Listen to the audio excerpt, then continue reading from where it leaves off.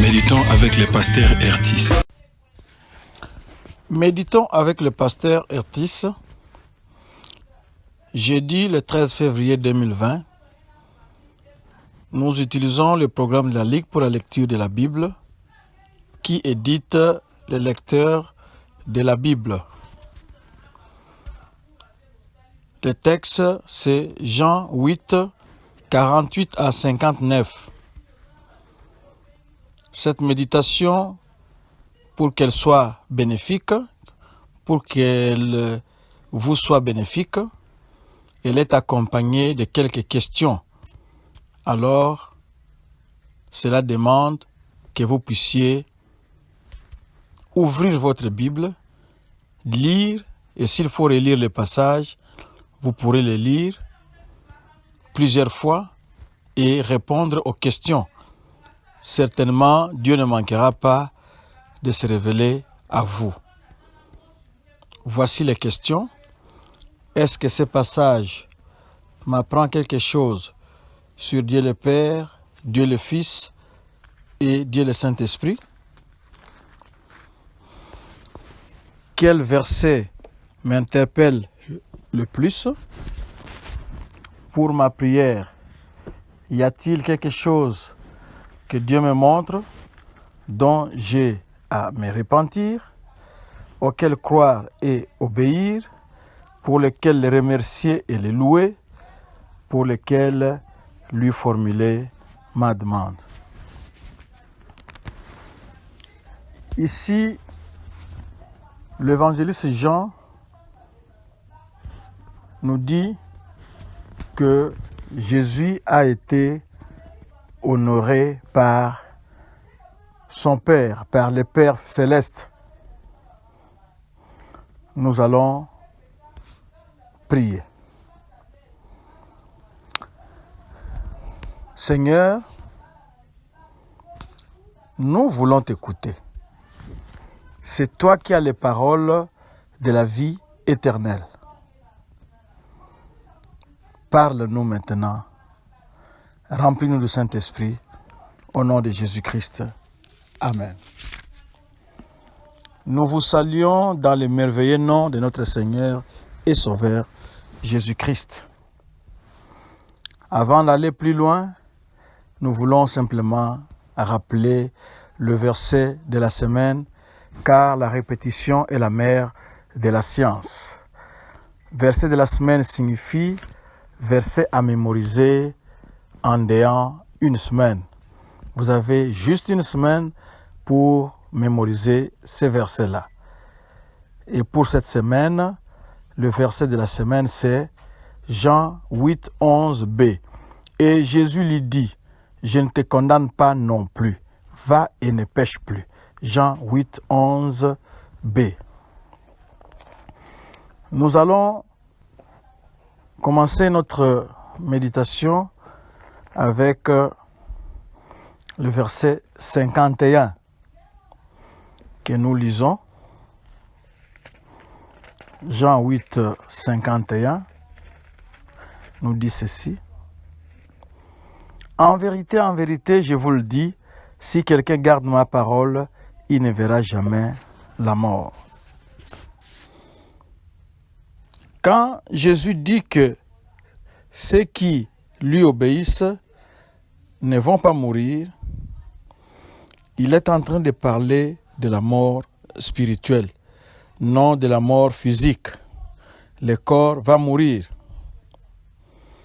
Et même cette mort physique-là sera vaincue un jour dans le futur. Ceux qui suivent Jésus vont ressusciter et vivre éternellement avec lui. Au verset 56, Abraham, votre père, a tressailli de joie de ce qu'il verrait mon jour. Il l'a vu et il s'est réjoui. Dieu avait dit à Abraham, le père de la nation juive, qu'au travers de lui, Abraham, toutes les nations seront bénies. C'est une idée qu'on retrouve dans Genèse chapitre 12, versets 1 à 7, Genèse chapitre 15, versets 1 à 21. Abraham avait été capable de voir cela au travers de ses yeux de la foi. Jésus, qui est un descendant d'Abraham, a béni tous les peuples par sa mort, sa résurrection et son offre de salut. Verset 58, Jésus leur dit, en vérité, je vous le dis, avant qu'Abraham fût, je suis. Alléluia. C'est une déclaration très puissante prononcée par Jésus-Christ. Quand il avait prononcé au jardin de Gethsémane, ceux qui étaient venus l'arrêter reculèrent et tombèrent. Juste quand il a dit « Je suis ». Quand Jésus dit qu'il a vécu ou qu'il existe avant qu'Abraham ne soit né, il était clairement en train de déclarer sa divinité. Il était en train de dire à son auditoire qu'il était Dieu. Non seulement que Jésus dit qu'il a existé avant Abraham, mais il a encore utilisé le nom de Dieu, je suis. C'est un nom qu'on retrouve dans Exode 3,14, quand Dieu lui-même, le créateur des cieux et de la terre, avait envoyé Moïse vers les enfants d'Israël. Il avait dit, vous leur direz que je suis m'a envoyé. Donc Dieu se désignait lui-même par le terme je suis, I am. Cette déclaration exigeait une réponse. Elle ne pouvait pas être ignorée. Les leaders juifs, en réaction, voulaient lapider Jésus-Christ à cause du blasphème, parce que il se réclamait être l'égal de Dieu. Mais nous savons et nous déclarons maintenant que Jésus-Christ est Dieu. Comment vous, qui me suivez maintenant, répondez-vous à Jésus? Verset 59. Là-dessus, ils prirent des pierres pour les jeter contre lui. Mais Jésus se cacha et il sortit du temple. En accord avec la loi juive qu'on retrouve dans Lévitique 24:16, les leaders religieux étaient prêts à lancer des pierres sur Jésus-Christ, à lapider Jésus-Christ parce qu'il avait dit qu'il était Dieu. En tout cas, ici, ils ont bien compris les propos de Jésus-Christ. Ils ont bien compris cela, que Jésus-Christ se faisait l'égal de Dieu, que Jésus-Christ était Dieu. Ça, en tout cas, ils l'ont bien compris. Mais, parce qu'ils ne croyaient pas qu'il était Dieu, ils ont trouvé une infraction. L'infraction en question, c'est le blasphème. C'est mal parler de Dieu. C'est ça le blasphème. Ils ont trouvé comme infraction que Jésus-Christ était en train de blasphémer.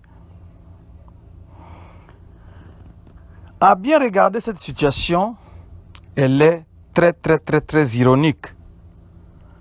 Parce que ce n'était pas Jésus-Christ qui était un blasphémateur, mais c'est plutôt eux qui blasphémaient, qui maudissaient et qui attaquaient Dieu lui-même, le Dieu dont ils se réclamaient être les serviteurs. Ce sont eux qui attaquent Dieu lui-même en la personne de Jésus-Christ. Alors, qui est blasphémateur? C'est Jésus ou c'est eux? C'est eux parce que ils étaient en train de s'attaquer à Dieu lui-même qui était devant eux. Nous sommes à la fin de notre méditation et c'est aussi la fin de ce long chapitre 8. Tout ce chapitre nous a présenté Dieu et l'homme en conflit. Jésus qui apporte de la part de Dieu la vie, la lumière, est rejeté, traité même de Samaritains, de fous, de démoniaques, sauf par le petit nombre de ceux qui avaient cru en lui. Impossible de tracer un tableau plus affligeant de ce qu'est l'homme en présence de toute la lumière et la vérité divine venue en grâce, rayonnant de la personne de Jésus dans toute sa beauté. Mais les Juifs blasphèment. Leur haine s'excite au point de vouloir le faire mourir. Aussi, Jésus se cache. La lumière ayant donné tout son éclat disparaît. Pour ceux qui ne veulent pas croire, il ne reste que cette terrible sentence: vous mourrez dans vos péchés. Les mêmes faits se reproduisent actuellement. La parole de Dieu est toujours là avec la même puissance. Mais au lieu d'y croire, on la rejette. La majorité ouvertement. D'autres qui ne voudraient pas être comptés dans ce nombre l'admettent partiellement, à des degrés divers. Beaucoup ne reconnaissent pas Jésus comme le Fils éternel de Dieu, comme les Juifs qui disaient: où est ton Père? Toi, qui es-tu? Qui te fais-tu toi-même? Et parmi ceux qui parlent encore de sa mort, il y en a qui la considèrent comme une mort naturelle, couronnement d'une vie de sacrifice, mais n'admettent pas qu'elle eut lieu pour expier les péchés, en satisfaisant à la justice de Dieu pour sauver les pécheurs. Aussi, notre prière est que Dieu veille se servir de ce que nous venons d'exposer bien faiblement dans cet important chapitre pour vous convaincre qu'il faut croire à la parole de Dieu, croire en Jésus, Fils de Dieu, mort sur la croix pour vous donner la vie. Sinon, vous mourrez dans vos péchés. Si l'un d'entre vous cherchait à raisonner sur ce que Dieu dit, ce qui caractérise les jours où nous vivons, qu'il se souvienne que la raison ne saurait dépasser le domaine qui lui est assigné, celui de la création, et que dès qu'il s'agit de pensées de Dieu, de l'accomplissement de ses conseils merveilleux pour la gloire de son Fils et le bonheur éternel de l'homme, la raison ne lui sert de rien. Il faut la foi. L'homme est perdu, Dieu veut le sauver, ce salut a été accompli par la mort de Christ. C'est une chose à accepter. Seigneur, nous bénissons ton Saint-Nom et nous sommes convaincus, maintenant que tu nous as parlé, que Jésus-Christ est Dieu, il est le Fils de Dieu, c'est lui que tu avais envoyé pour nous sauver de nos péchés. Merci pour ton sacrifice, merci pour le don de la vie éternelle que tu nous donnes. Bénis mon frère, bénis ma sœur maintenant, par Jésus-Christ. Amen. Notre adresse, Doxadeo Lushi, c'est sur Facebook. Doxadeo Lubumbashi, c'est sur YouTube et Twitter. www.églisedoxadeo.com, c'est notre site où vous pouvez trouver beaucoup de ressources pour votre vie spirituelle. Shalom.